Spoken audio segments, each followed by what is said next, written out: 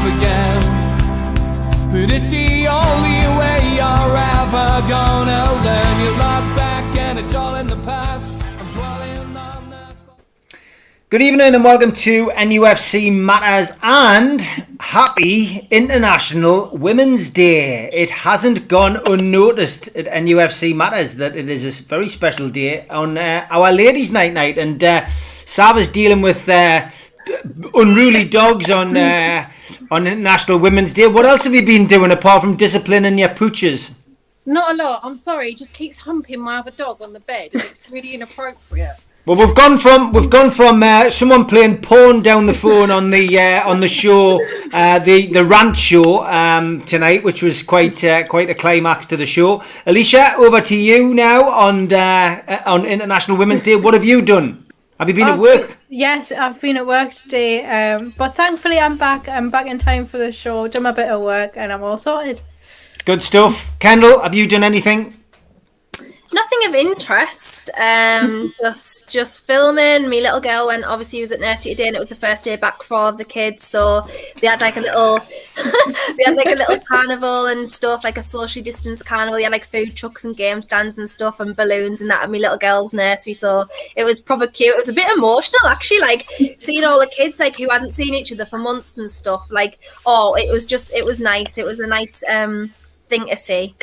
Well, my youngest this morning, it's the first time she's walked to school on her own, so that's it now. I feel that was another one of those like things for me where you're like, oh God, I'm getting old. You know, I'm no longer needed to walk her up and down to school. So it's another milestone, another tick in the box. But that's the way it goes. I'm afraid when you start getting into the late 40s and early 50s. Holly, what have you done today? Anything special? Not much at all, just pretty boring day, been catching up on a bit of coursework, and that's about it really.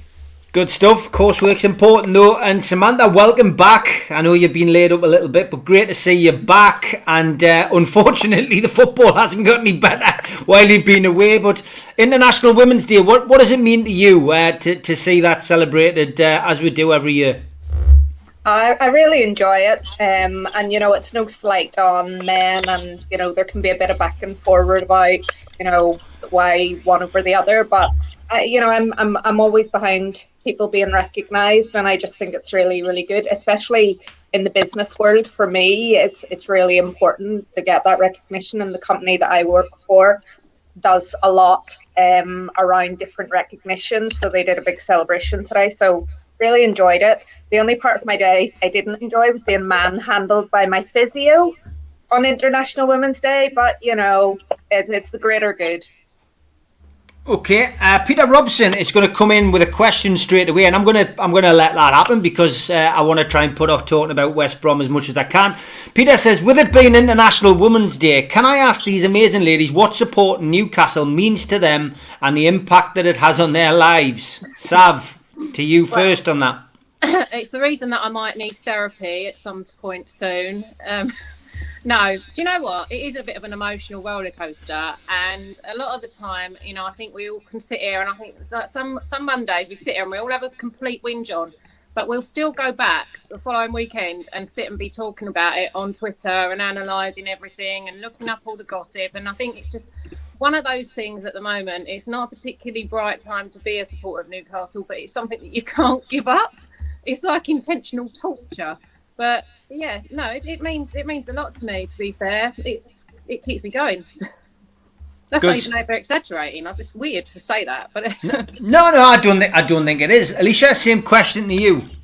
Yeah, it's kind of like the community, and I feel like Newcastle, well, of late probably not, but all through the time I've supported, it's been quite a tight-knit community. We do really carry the name United.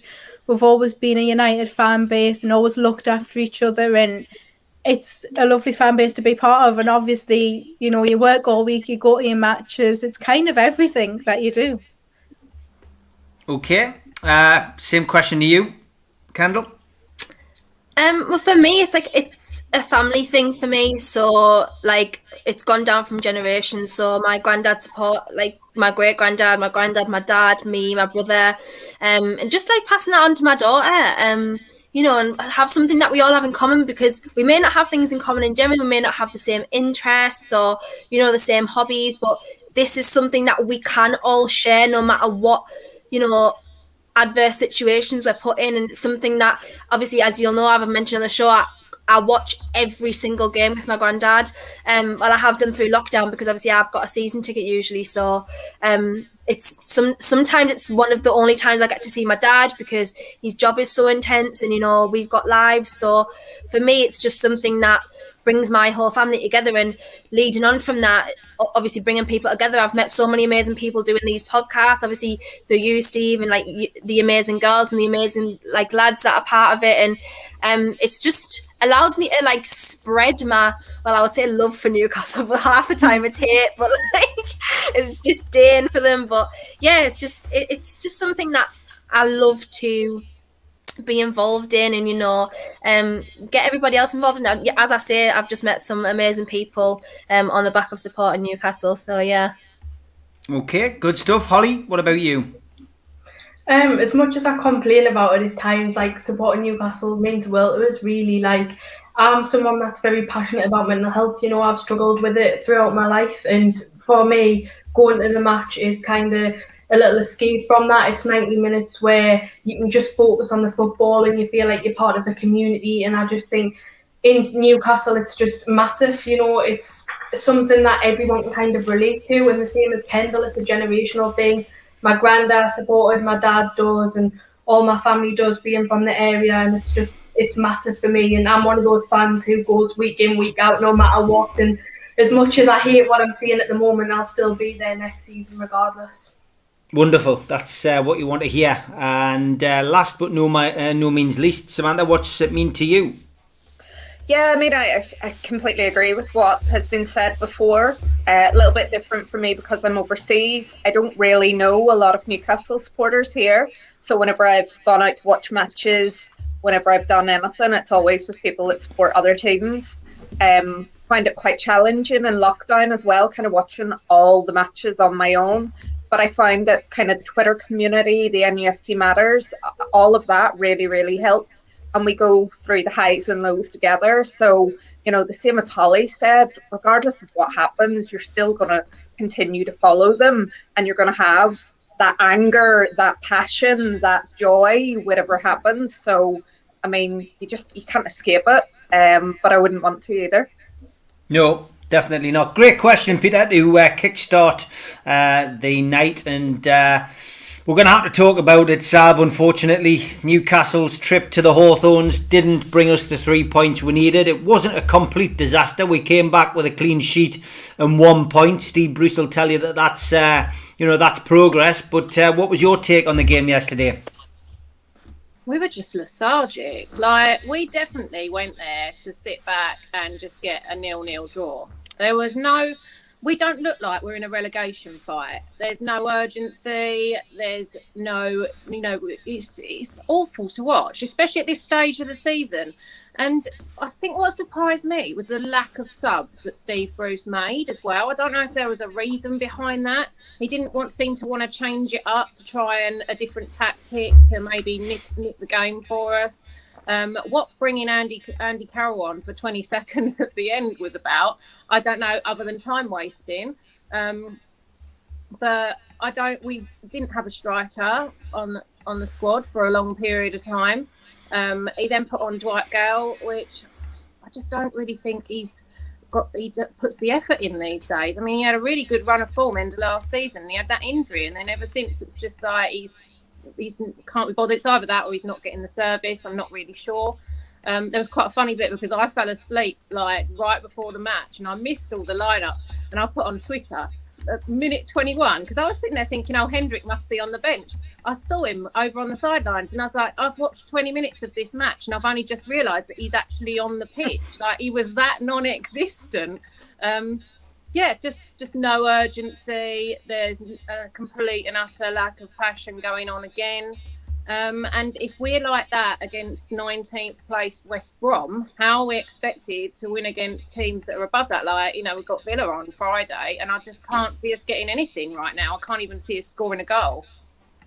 No, it was dismal, pretty dismal. The Andy Carroll thing baffled me as well. I really didn't have a clue why he brought him on. In fact, he's got to pay him extra to do that. It was bizarre. Alicia, you'll have been covering it on your match day live on your channel. What did you make of the game yesterday? It was the most boring game I've ever watched in my life. How I got through 93 minutes of that, I'll never know. But there's just nothing. Like, you watch Fulham play, they're up for it, they're fighting for it. What's going on at half time? Like, we look like we'd lost. I don't know what's going on. Steve Bruce is saying, oh, well, it wasn't a must win and all of this, and it's, oh, at least we didn't lose. And the accumulation of points at the end of the season. Yeah, but we're not picking up enough points. Fulham are going out beating Liverpool. Are we going to beat Liverpool? No. We're making these situations a lot harder than what they need to be. We should have gone out there and won, at least put a fight in, get 3 points. Whether it's a scrappy 1-0, I don't care. You need the points. They just don't look up for it. And, you know, if Steve Bruce is going around saying, oh, it's not a must-win, how's that getting your players up for the game? So I've got absolutely no hope going on Aston Villa. Although I try to be positive, I just can't see anything on Friday night. No, we'll look ahead to the Aston Villa game towards the end of the show. Kendall, your take. I saw your usual honest opinions on Twitter last night, but to be honest, where do you go from here? You know, Fulham's win, you know, made it even worse. Winning at Anfield, 1-0 win, breathing down our necks now, and I couldn't take any positives out of yesterday. Honestly, I don't understand how, because of the first 30 minutes, again, I said it the game before, the first 30 minutes we looked like our intensity was up, we actually were trying to push the ball through, Willock played some decent balls through, I mean, him and Joe Linton linking up together for the first 30 minutes actually looked relatively good, and I was like, you know what, maybe this could work, and I was like, oh, I have that bit of hope again, and then all of a sudden, off we go, past 30-minute mark, we just let our legs just lose. Like, West Brom played a couple of days before. We had a way longer break than they did. And we were the ones that looked tired. I mean, let's not be, like, ridiculous here, you know. We're training 3 days a week. 3 days a week at this point, which is not enough. You're in a relegation battle and you're looking tired 30 minutes into a game. It's not enough. You really need that fight and desire. Like, what sort of message does that send out to, like, the team, the surroundings, for you to say, oh, you know what, it's all right, you've done 0-0 in a relegation battle game, go and have 2 days off, it's all right, just catch you on Tuesday. Like, it's stupid. It makes no sense to me. And then obviously the second half was again just awful. Bringing on Andy Carroll when we had 10 minutes to win the game. And in my opinion, like, when they started making their changes and we had like 10 minutes to win a game, and didn't do anything. Didn't just let it happen, just let it slide by. Brought on Andy Carroll for 20 seconds. Like, how really stupid you have to be that his whole excuse was not playing the strikers was, oh, well, I would have had to change the whole system. What system? Do we have a system? I mean, as far as I'm aware, I don't think we really have a system. It's just kind of lump the ball up and hope for the best. It's just really frustrating at this point. And I, honestly, like Sav, I genuinely, this is God's honest truth, I did not know Jeff Hendrick was playing because I hadn't seen the lineup because I was on my way to my granddad's. Did not know Jeff Hendrick was playing until he went off.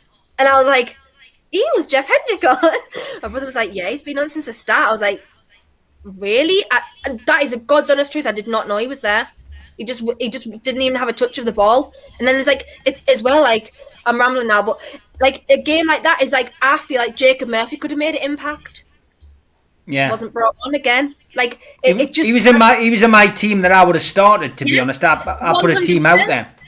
100%, I would have started him. But again, I mean, the introduction of Dummett, which I've been trying to call for the past 4 games, I thought he had a relatively decent game.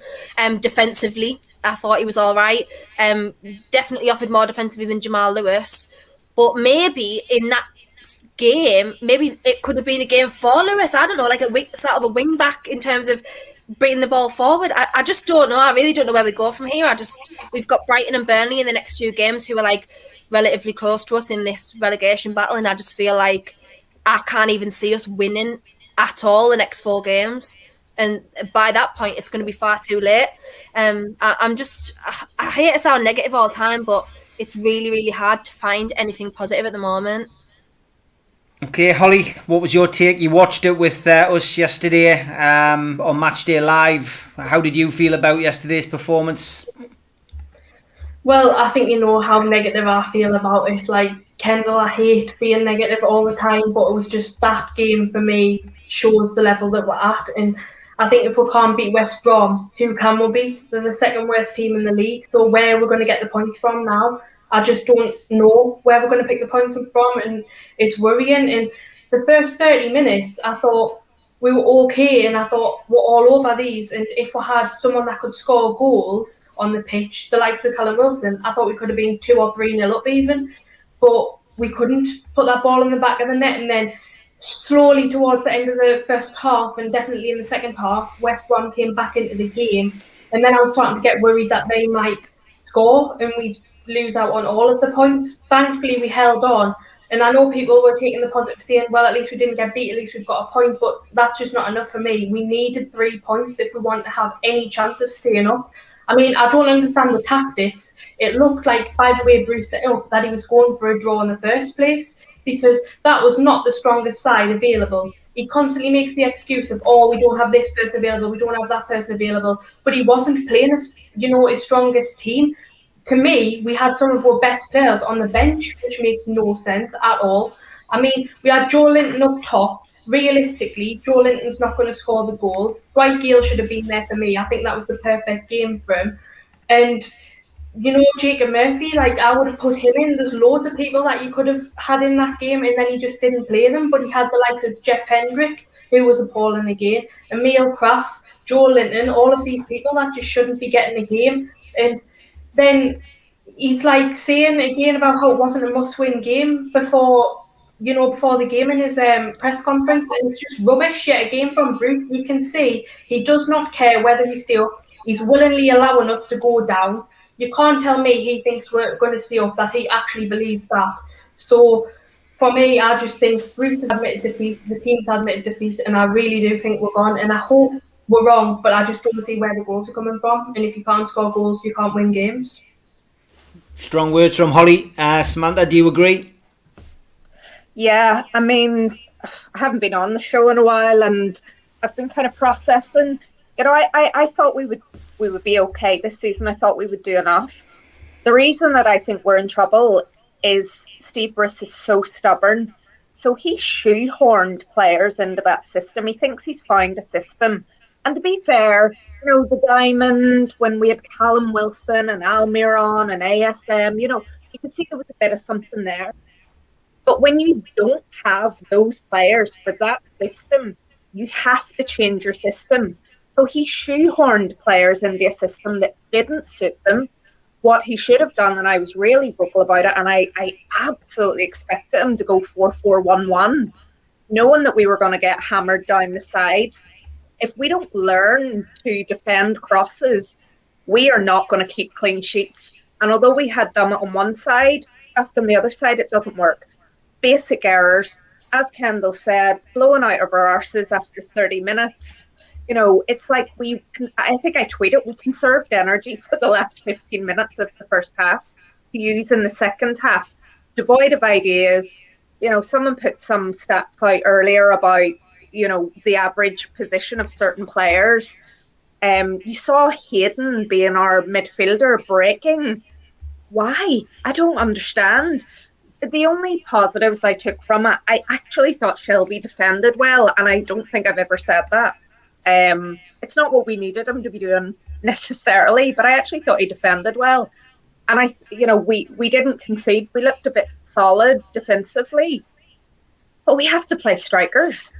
We need to score goals. We brought Dwight Gale on after 60 minutes when we had already decided we weren't going to win the game. We had run out of ideas. We should have been bringing on Murphy. We should have been bringing on even Jamal Lewis, for example, anyone to get us up the pitch, and he didn't. And I've said it so many times. I would hate to play for Steve Bruce. You look at what Scott Parker's doing for Fulham. He literally comes out and says, we believe we can beat anybody. And I'm sure that Marco Bielsa does the same thing for Leeds. He pumps his players up into thinking that even if they go out and get beat, they will run their socks off. Steve Bruce has our players in training 3 times a week, rest days galore, and he doesn't know who his best team is, and he says that nothing's a must-win game. And I find that just, I'm so frustrated that I can't do anything, and that the players are just not going to pull us out of this situation, because the person that's controlling the situation is an absolute moron who is only interested in himself. And I completely agree that he wants to be paid off, and he's going to do nothing until he's paid off. And the other person in the equation who's equally as stubborn is Mike Ashley. And yet again, we're the people that are going to be suffering in the long run. So it was just a nothing football match. The only positive I can say is that we actually defended okay, but I absolutely think West Brom should have won 1-0. Yeah, I mean, Andy Carroll kind of have been happy coming on for 30 seconds, Sav. I've got no idea what that was about. A lot of people assuming he could be the mole. I'm led to believe it's somebody completely different, but you know that what was the point? There was nothing you could do. You know, he's not even eating the clock down, bringing him on with 30 seconds, is he? Well, that was my initial thought, was because we looked like we were going to concede a goal right before the end. I was literally getting those panicky feelings because they were going at us and we were just letting them. And the only thing I could think was, has he brought him on to try and time waste? But 20 seconds is an awful lot of time. Like, they could have nerfed the ball off and had that much of a gap anyway. I couldn't work out any sense to it. I don't know why he only made, one significant substitution and he didn't use anyone else, because we wasn't going to get a goal. So you would assume that he'd change something up. I mean, Andy Carroll was one that actually I'd probably have put him on over Gale. I know not everyone agrees with that. But I just think that lately he's had a little bit more passion about him than Dwight Gale. But sticking him on with 20 seconds is going to do nothing. He literally came on and then he, sat on the floor and had an argument, and that was the final whistle. It's just like pointless. Yeah, definitely. I mean, I've never seen anyone as disappointed either. He came on and, his face told the full story. He wasn't happy at all. No, I think there's... Sorry. I think there's been a big argument somewhere in there. I think it runs deeper than what obviously Steve Bruce is saying in the press. There's something going on. Yeah. Alicia, what's your take on that? Yeah, the whole team just looks dejected. Why bring that? So basically we made one substitution all game, because I'm not counting Andy Carroll with 20 seconds to go.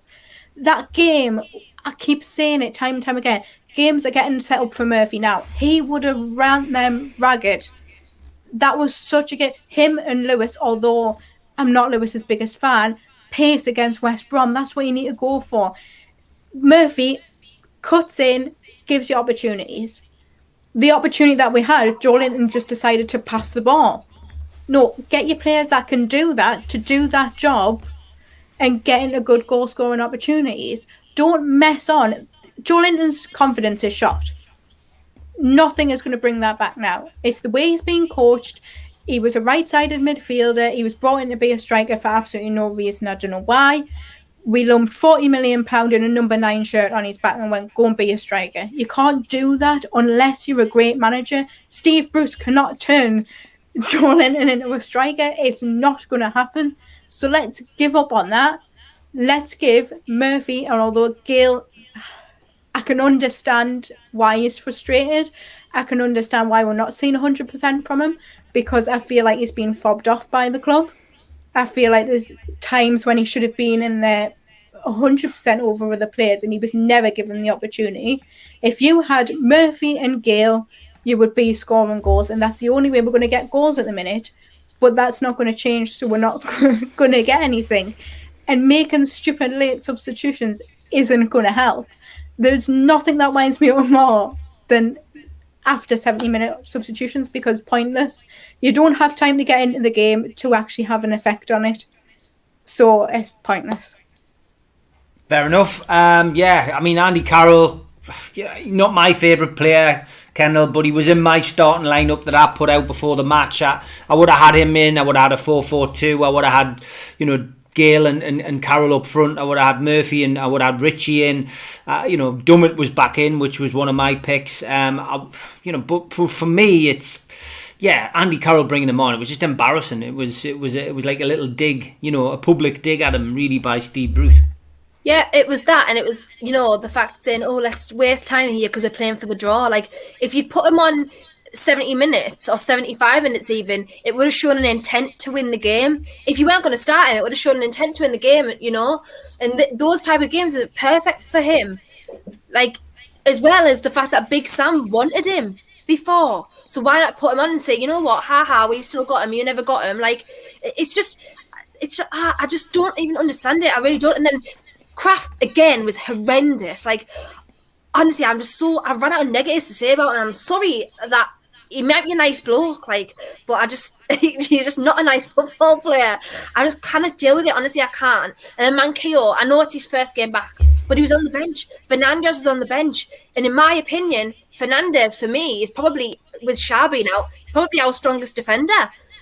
I just feel like frustrated at the fact that we can see what he should have done and we can understand the tactics what he should have done. Why can Steve Bruce not see that? Or can he? And he just chooses not to. But as Sam says, he's just so stubborn, he won't change it. Because he likes to blame us if things go wrong, like that time, and he was like, oh, I'll change it because everyone's been getting on me back. Then we went and lost, and it's just he'll do things like that, and because he wants to be right, and he wants to just blame everybody else around him, like the whole Matt Ritchie situation when he said, Matt's came out to apologise, and then someone was like, oh, well, have you apologised? And he was like, well, in hindsight, I maybe should have thought better about what I said. He didn't sit there and say, you know what, I hold my hands up, I'm really sorry. I shouldn't have dropped Matt in the mud like that. I shouldn't have said it. I should have called him privately. Oh no, he comes out and he's the victim. He's the one that everyone's done wrong by because Matt Ritchie's had to come out and apologise. If I was Matt Ritchie, I'd have said, think I'm apologising to you, you absolute whatbear. I am not apologising to you because what I said was right. Like, I literally would have. I don't see why he's had to apologise. I honestly don't. I'm so past. Normally, I can differentiate between like the person and the manager, if that makes sense. Like, they might be a nice bloke, but just a rubbish football manager. I don't even think I like him as a bloke. Like, I don't even think that I could want him as a person because the way he goes on. He interrupts interviewers when he's getting interviewed. He always cuts them off mid-question. Like, he'll always answer the question before they're finished. And it's just rude and arrogant. And the way he went on in the pre-match conference was a joke. You're in a relegation battle and you're literally showing the cracks and you're showing that you can't handle this mental pressure of what's going on around you. Why are you there? I need to understand why you would literally willingly coast a club into relegation.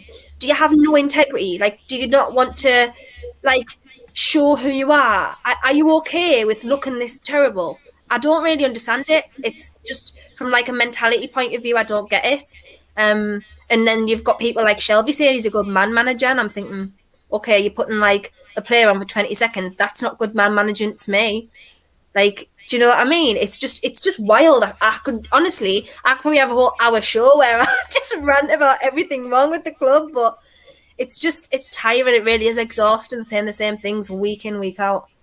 Well, Kendall, you have got your own channel, so if you ever feel like doing that, you should do it. Just get it out there. People would listen. You've got some subscribers now, so it's well worth it. Holly, I mean, I was scratching my head yesterday watching Andy Carroll come on for that last, that last kick of the game, really, and that's all it was. Kendall's talked about, Matt Ritchie and the fallout. I mean, what was your take on all of that last week? The barging incident, the talk of players falling out with Steve Bruce, then Steve Bruce coming out and, having to, talk about it on the media, not once, not twice, but 3 times. It hasn't been a very good week, has it? Not at all. Yet again with Newcastle, off the pitch drama constantly. This is what I think causes us the problems that we have. It annoyed us so much because undoubtedly the Newcastle job in the current circumstances is a hard job for anyone. But Steve Bruce is certainly not helping himself because he's creating these problems by having arguments with players and disrespecting them in the media, that's his fault, and he can't put that responsibility on anybody else. I think Matt Ritchie was 100% within his right to call him out on that, because the fact that he blamed him and Dubravka and Joe Linton and other players that he blamed for that game, it was just pathetic, because at the end of the day, he needs to take responsibility for getting his instructions across as well, because he is the manager, and if he could see that something wasn't working, he should have stepped in. But he's always so quiet on the touchline. You never see him shouting out orders. Very rarely. It's normally Graham Jones that's doing that. But even he's doing it less now, which I believe is down to Steve Bruce, because he's telling them to kind of keep out the way sort of thing, because he doesn't want to be embarrassed. And then the fact that he made Matt Ritchie apologise, because I don't believe that Ritchie would have apologised out of the goodness of his heart, because he'd done nothing wrong. He'd made a valid point, so why would he apologise? So I think Steve Bruce made him do that, which again is just shocking, because Steve Bruce should be the one apologising for what he's done. I mean, he's totally embarrassed them in front of all of the media. Like, how can he get away with that? And the shoulder barging thing, that was appalling. Like, if he shoulder barged Matt Ritchie, he should be sacked, and he shouldn't have been in the dugout on Sunday. He should have been gone, because that is violence. Like, if I seen Steve Bruce outside the ground or something like that and shoulder barged him, then I would probably get a ban from the match or something. So why should it be different for him? Like, he should literally have had to go. It's not on whatsoever, and I don't know how the club allow it to happen. It's just embarrassing us yet again. And then Craig Hope having to go at him for doing his job. He's doing a good job. He's saying the truth. The club admitted that it was the truth. So if Craig Hope asked the club, is this story true? And they said yes, and they were like, oh, I can't believe you reported that. Well, why do you think he was asking if it was true? For the goodness of his health. Like, obviously, he wanted to report about it, and he's not doing anything wrong. It's just because Steve Bruce doesn't know how to deal with the media, and he needs to just book up his ideas. And he really, really does need to go, because he's embarrassing himself now. And I truly believe he's got no dignity, because if you had dignity, you would have walked away by now. Holly's on one tonight, as is Kendall. There's a lot of rants coming in. As always, some really good points on Ladies' Night. Thanks to our sponsors, of course, Spider VPN. It was good to have Gareth on the show at 10 to 7 earlier tonight. Spider VPN. Also a big shout out to our other sponsors for this month: Geordie Riffs, premium guitar lessons for beginners and children, guitar repairs and servicing, recording studio. Visit our website, geordieriffs.co.uk, and their Instagram, Geordie Riffs, and Geordie Riffs Official on Facebook. Also a big shout out to John from qtechshop.co.uk, the makers of pool tables and snooker tables in Wallsend, and Jab Signature, who make all the flyers and promotional material. And if you're a first time visitor, please subscribe to the channel, bottom right hand corner. Click subscribe, give it a share, and hit the thumbs up to give it a like. Samantha, it's one of them, isn't it? Holly's nailed it there, in the sense, if that was you at work and you barged into a work colleague, you'd be straight in front of HR. Yeah, absolutely. I mean, my biggest frustration at the minute, I know Kendall says she can separate the man and the manager. I'm really struggling to do that now, because this guy thinks that he deserves respect because he's managed in over 800 games. What he's forgotten is that respect is earned. And what is he doing to earn himself respect at the minute? He's throwing his players under the bus. He's blaming journalists for leaking things. He has absolutely no self-awareness. And the club isn't helping, because they are really segregating everything away from the fans, everything away from the press, sweeping so many things under the carpet that the carpet's about to hit the ceiling. And the building is going to crumble. You cannot have that much unrest. And that's why you get moles or leaks. And you know what? I would rarely say this, but there should be more. I applaud that one person that's actually telling the truth about what's going on, because we're not hearing anything from the club. They've decided to stop communicating. They put Steve Bruce out there. He comes out with the biggest pile of shite that you don't want to listen to. The guy looks ill. He's not going anywhere. The owner is ultimately responsible for all of this. And we know he's a poker player. He'll gamble with anything.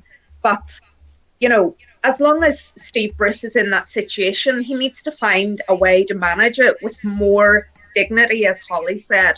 And he just doesn't have it in him. this can't be recovered. You know, we need to try and find some kind of results, whether we do or we don't. In the summer, if we're in the Premier League or we're in the Championship, where is this club going? Is Bruce going to be there? Is he not? What happens when fans are allowed back in the stadium? What if they get to go in for the Sheffield United game? There is so much anger and frustration building up, which is all of the club's own doing, and they're doing nothing to diffuse the situation, and it's toxic. But it's not the fans' fault. I won't hear that. You know, it's a difficult time in the whole of the country at the minute, and yes, this is maybe it's fueling the resentment, the anger. Whatever the reason is, the club needs to find a way to diffuse it. And Steve Bruce needs to find a way to get the players on side, but I honestly don't think he has it in him. As you mentioned, bringing Carl on for 20 seconds, that's a dig. It has to be. And the fact that we really should have been trying to score a goal to win that match, and he left every other professional player sitting on the bench, is just absolutely staggering. So, you know, it's really difficult, precarious situation at the minute. And I just feel like Steve Bruce doesn't deserve any respect because I don't think he's handling it well. Now, if he chooses to point the finger of blame at his employers for that, call them out. Maybe he's doing that privately, but I don't even think that he is. No, I mean, Sav, I was really shocked to hear Bruce had, physically had an encounter with a player, but, we all expected that something had happened between him and ASM. That was never proven. We talked many weeks in a row about ASM going missing, being seen in France when he was supposedly, riddled with COVID. We didn't really know what was going on, but there was a lot of rumours flying around then. The Longstaff situation is a one where we're all scratching our heads. Of course, Newcastle played Sunderland today in the under-23s, got a 1-1 draw, but who was playing? Matty Longstaff. So the Longstaffs have been, not only begged to stay, persuaded to stay, but then they've just been cast to one side by this manager. So, I mean, it's just crazy, isn't it? He's fallen out with everybody, yet he's still the Teflon Don. And to be honest, Adam Telford said there before, it's the reason he feels a takeover is not going to go through because, Mike Ashley would have sacked him. Well, I think the opposite. I feel it's the reason being that he doesn't want to sack him because he feels it's the new owner's job to do that. And if he sacks Steve Bruce now, then he's the one who's got to pay the money out. And it's obviously a big chunk of money. People are saying, well, get rid of him on the cheap. It's only 3 or 4 million, but 3 or 4 million is a lot of money if you've already sold the football club and you're just waiting for this takeover to go through. It's 3 or 4 million pound that you could be doing something else with. And like Sam just said, Bruce is Mike Ashley's a gambler, and there's not just Steve Bruce to get rid of course. There's all the coaching staff. Because, if he gets rid of Bruce, then he's going to have to get rid of Agnew. If he gets rid of Agnew, and so on and so forth. So, it all tots up. We could be talking 8, 9, 10 million pound that Mike Ashley's got to spend, not just 3 or 4 million pounds. So, I personally feel that's the case. What's your view? Yeah, it's a real difficult one because what really infuriates me about Steve Bruce, he goes on about what a massive fan of the club he is. I'm sorry, but if I was in charge and we were looking like we were going to go down and no one liked me and everyone was falling out, for the good of the club that you apparently love, wouldn't you just walk away? It's just complete greed on his behalf, wanting that payout. And I can understand sort of why Mike Ashley hasn't moved him on if there is a takeover bubbling away in the background, because then realistically you're only going to get a manager in for a short term before any sort of takeover goes through, and then they're going to be moved on. So it's a pretty pointless task actually moving on. But it's the watching from the outside, the absolute joke that he's making of, the way we play football, the amount of arguments, the leak, which I think he's a player.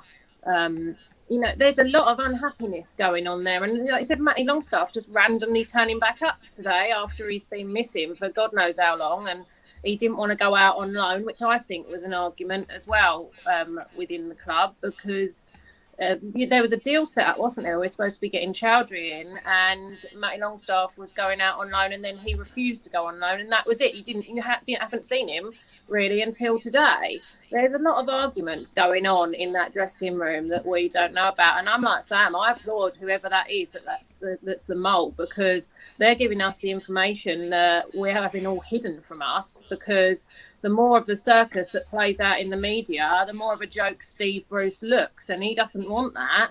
But unfortunately, I think enough has gone on for it to be looking like that. Like, it's actually embarrassing the way it's being run. And as you said, like with the Richie thing, if I went and shoulder barged someone at work, that would be me in an awful lot of trouble. So how come he's been allowed to get away with that? The club's confirmed that's actually what happened.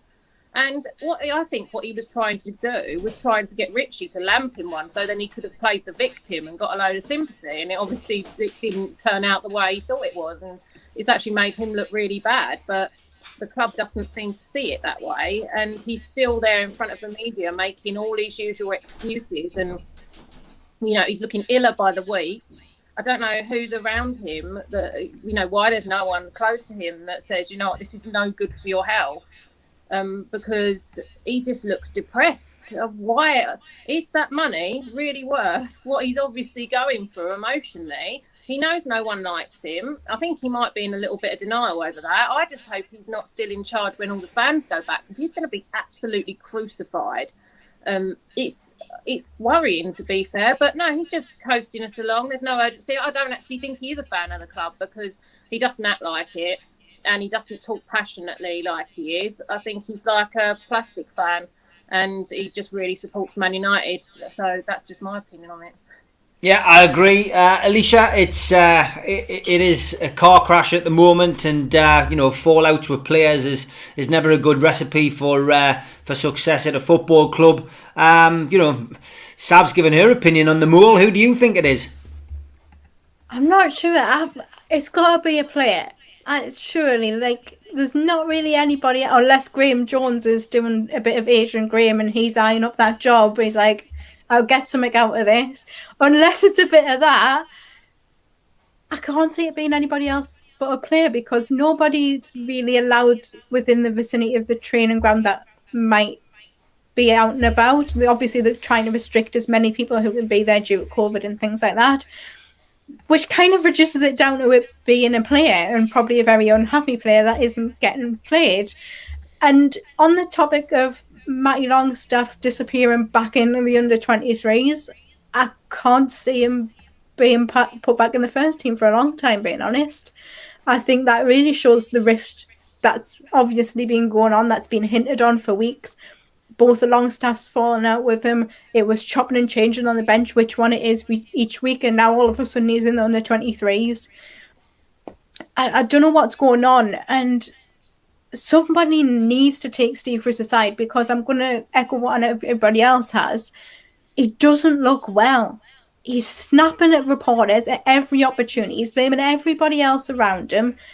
He thinks everybody loves him, when they clearly don't. He's living in his own little bubble. So either somebody's sitting lying to him, going, they love you, they think you're doing a brilliant job, don't listen to them keyboard warriors on Twitter and all of that, like he likes to call them. He's living in a bubble, or he needs to go for his own health, because that cannot be healthy. He looks depressed, he looks stressed. Is it worth £4 million, really, to go through all of that and put yourself through that? No, I don't think so.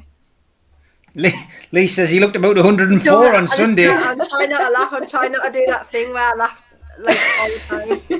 It's a good job you weren't on the rant when that lovely audio got played.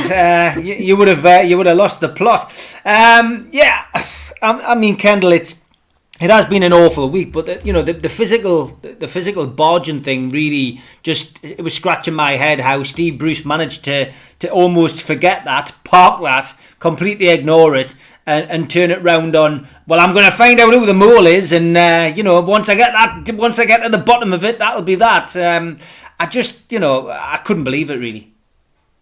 I wish he'd physically barged me, because I would have knocked his head off.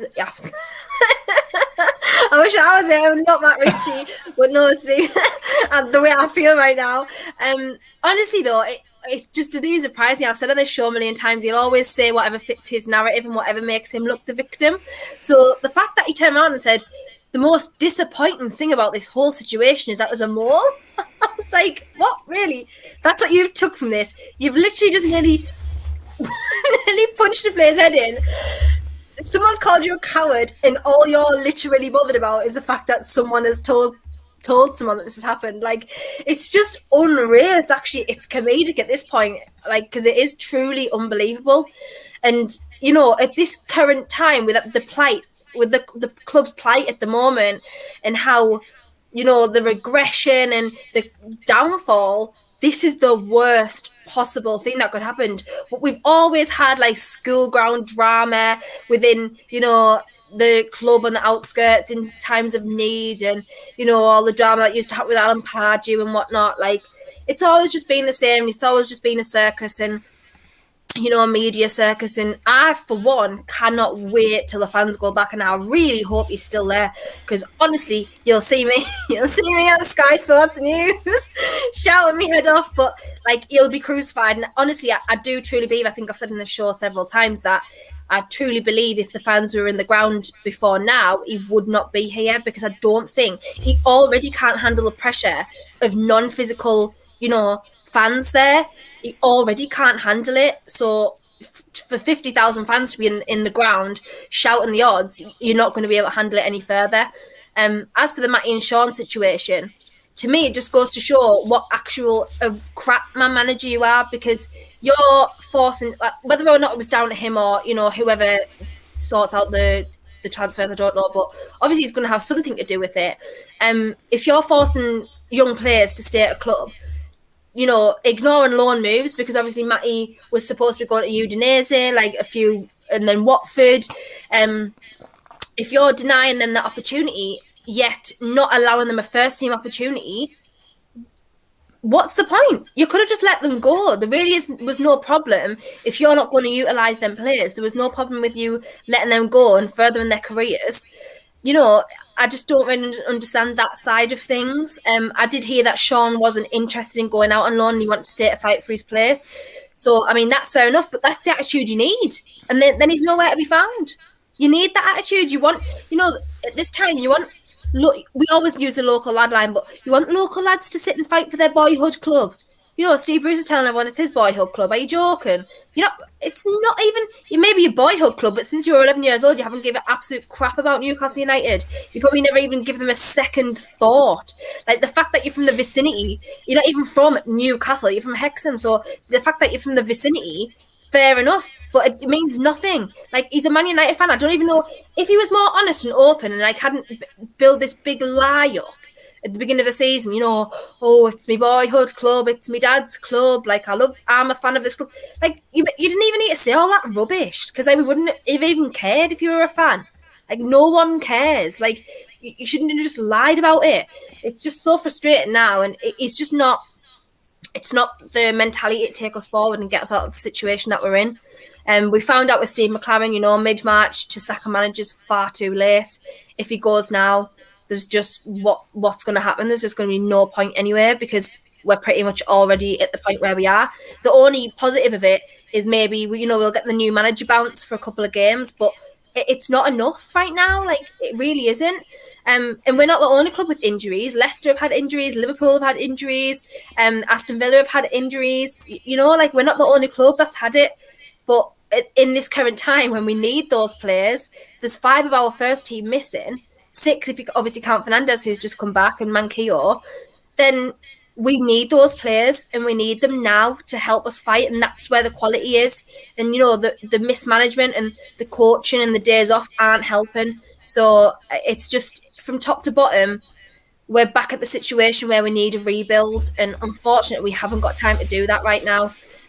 So we just need to kick up the arse, and, you know, people to just start being honest and tell the truth. Kendall, give your channel a shout out. Where can people subscribe? Oh, just Kendall Rowan on YouTube. If you type in Kendall Rowan, I should come up somewhere. It's just like nice little Steve Bruce runs on there. Probably be one this week. I'm wouldn't be surprised. Alicia, you've got a channel as well, haven't you? Yeah, mine's just Alicia FC on YouTube, and then that's it. Sav, has yours set up yet? I am recording for it at the moment. It's going to be really, really soon. I think even maybe this week. So keep an eye out. Okay, we'll keep an eye out on Twitter. Holly, over to you. Have you got a channel set up now, Holly? No, I'm just on Twitter. You're just on Twitter. Okay, right. Let's look ahead to the game of the weekend. Of course, Holly will be joining us for Matchday Live. Aston Villa at home. Another big game. 8 o'clock kickoff live on BT Sport. The good news is that Villa have just taken 13 points from a possible 69 at St James's Park. That's 2 wins and 7 draws. The 2 St James's Park successes both came when the home side were numerically inferior, shall we say. A 0-1 outcome in August 1999, of course, when Alan Shearer was sent off by Uriah Rennie, and the infamous 0-3 game when United ended up with 8 men. Stephen Taylor was sent off, Kieran Dyer and Lee Bowyer. The last time Aston Villa won at Newcastle in an 11 versus an 11 game was April 1989. So bodes well for Newcastle in stats and history. Callum Wilson, Miguel Almiron, Alan St-Maximin, Fabian Shaw are all unavailable due to injury. It is anticipated, of course, that Jack Grealish will return to the squad after sitting out the last 4 games for Villa with a leg injury. Obviously, more team news to come as the week progresses. No surprise, is it? It always happens against us, so no surprise. Well, I'm saying it now. You can guarantee Liverpool will continue to lose at home until Newcastle come into town, and of course, Newcastle will be the honestly, ones. I call us Charity FC all the time. Charity FC, you hand out goals to like Timo Werner and John Stones, who hadn't had a Premier League goal in his life. Charity FC, you hand out points to Sheffield United when they need it. Honestly, I'm tired. Like just charity. Charity FC, yeah. Holly, what's your take on that game at the weekend, and give us a prediction? Obviously, we'll hold you to that mind when it comes to Matchday Live. Honestly, I'm dreading it. Like, I'm happy that I'm doing the Matchday Live because that's the only thing that's good about the match at the minute. Like, I'm dreading it though, especially now that Jack Grealish is back. I mean, that's just typical really against us. Like, because without Jack Grealish, we may have had a chance, but with him in, I'm a lot less confident. But yes, Aston Villa haven't had the best, results against us, but I just think the position we're in at the minute and the position they're in, they're going to win. And under Steve Bruce, we haven't done well against them, and I think that kind of stems down to the fact that it's a bit of a rivalry between Bruce as well. I think that does have an impact on the game. But I think Villa, I'm going to go with Villa 1-0, but I hope that we can even get a point. I'd be happy with a point from that game.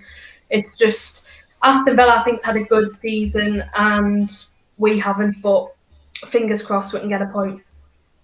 Okay, Sam, how do you see it going? I just don't see how we're going to score a goal, to be honest. If he does the same thing and he shoehorns players in this system that he thinks is, the best thing that he's stumbled across in 18 months, I can't see anything changing. The chances fall to the wrong people. They're few and far between, and they fall to the people that can't put them away. Maybe he'll start Dwight Gale, but he'll put him on the wing. I don't trust anything that he does. I don't think it'll go well. I don't think it matters whether Grealish plays or not, because I just think Villa will play better football and potentially we will make a mistake. So, we were defensively a little bit better in the last match, but still really suspect. And as I said, we should have lost. But I can't see us scoring, so I can't see anything positive unless he changes the system and just realises, when we have our better players back, let's give this a go again. But until then, get the Richies in, get the Murphys in, get the Carls, Gales. He said he brought Dummett back for experience. That was all the experience he thought he needed back again. I mean, if you're going to talk experience, get them all on. At least show that you're throwing everything at it instead of putting stupid players in stupid positions. So, can't see anything. Okay. Kendall, I'll come to you on the bottom row. Your views, your prediction. 2-0 Villa's mine. I can't, as Sam said, I can't see us scoring a goal at all. We've just got no creativity going forward, and our quality in the final third is so poor. Like, I just really cannot see us scoring a goal. So yeah, 2-0 Villa. I just want to shout out as well Stu, who does the Retro Show. It's his wife Maria. She's an avid watcher of this show, and she's always really supportive of us. It's her birthday today, so before the show finished, I wanted to get that in there. So happy birthday, Maria! I hope you have a really, really good day, and I hope Stu's spoiling you. I will be checking up that he is. Happy birthday. Thanks for your support as well. Much appreciated. I hope you've had a good day, and I'm sure Stu is spoiling you rotten, which is good. Alicia, to you now.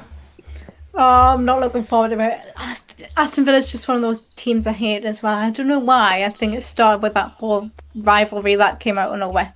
But if Jack Grealish is back, great. That just adds to the problems because they're probably good enough to beat well before that. So I want to be positive and I want to go for a 0-0 draw, but I don't think that's going to happen. I think it's going to be 1 or 2-0 Aston Villa. I can't see us getting anything from this weekend. Okay, Sav, your take on the Villa game coming up at the weekend? Yeah, do you know what? I actually usually quite enjoy watching Jack Grealish play because he's got lovely hair and I like watching him run around. But today when I went on Insta and I saw him post up a picture of him training with a little timer, I was like, this is just sod's law. Of all the times I don't want to see him playing, it's on Friday. I think that we're going to just be negative and I think that we're probably 2-0 Aston Villa. I just wish that Steve Bruce would shove on all the players that actually properly graft and just set us up like that rather than putting, the Jeff Hendricks of the world on the pitch who don't really graft a lot. I don't know it's infuriating how everyone else can see it, but he can't. And I just can't see us beating Villa. And that's really sad because actually Villa are one of those sides that, were literally this time last season were us. And look at them now. They're doing so much better. And that's the turnaround that we should have been making. But actually, we've just regressed and we're worse. Yeah, we definitely have. There's no doubt about it. I feel we have regressed. And we just got to pray that we can get a win from somewhere, and the Fulham and Brighton start, playing, a lot less attractive football and stop putting the effort in. But I don't think it's going to happen. I think we're going to get dragged into it. It's not been a good week. Hopefully this week will be a bit better. Hopefully we can start to pick up. Today has been dominated by Meghan and Harry. So I just want to know, are you girls going to be watching this tonight? It's been very interesting watching the news. Sav? Is it on tonight? I thought it'd been on last night. I was going looking for it. 9 o'clock on ITV. I think ITV paid £1 million for it. So 9 o'clock until about 11 tonight. Should be interesting. Yeah, I'll be watching. Piers Morgan's been kicking off all day. It's been like non-stop drama. He loves a fight, doesn't he? He does. He loves a rant. Alicia, are you going to be watching this? Or are you going to be re-watching Newcastle West Brom? I actually, because I've been in my little bubble of work, I haven't seen much about it, so I may as well watch it, see what's going on. Well worth a watch. Kendall, is this something that floats your boat? Yeah, I watched it last night. Did you? Yeah, I watched it when it previewed on Mr. World Premiere. I got a stream off someone on Twitter, so I watched the NBA All-Stars game, and then I watched that afterwards, and I must admit, it's very, very telling. I mean, I think it's kind of things that if you really know about the royal family, you kind of already know, the kind of ins and outs of it. But it was very, very interesting. But I will watch it again. I'll be curious because I watched the full premiere, so there was no adverts and stuff and no clipping of it, no editing. So I'll be very interested to see how ITV want to clip it and edit it and spin it in a certain way. So I'll be very interested to see that. Yeah, well, I'll certainly be watching it. I am interested. I found the biggest reveal for me was that they had a big £30 million royal wedding, Holly, and then it turns out they got married the day before. That's crazy. I didn't know that. I'm not normally interested in the royal family and stuff, but it sounds quite interesting, so I think I'll give it a watch. Well, anything that Steve Bruce has got nothing to do with is well worth a watch. Samantha, are you watching this tonight? Absolutely. I've been arguing with people on Twitter all day. It's been great. This is what I live for. Me and my mum are all over it. Fantastic. Okay, I'll let you go and enjoy yourselves and tune into that. I'm going to watch it as well. As always, girls, wonderful to have you on, and enjoy what remains of International Women's Day. More power to you. Take care, girls. Good night. Bye. Bye. Have a good night, everyone.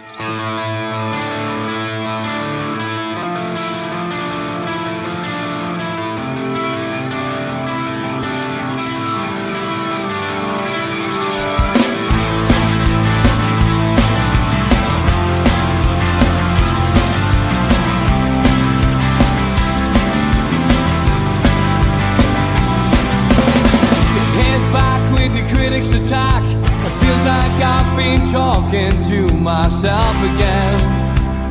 But it's the only way you're ever gonna learn. You look back and it's all in the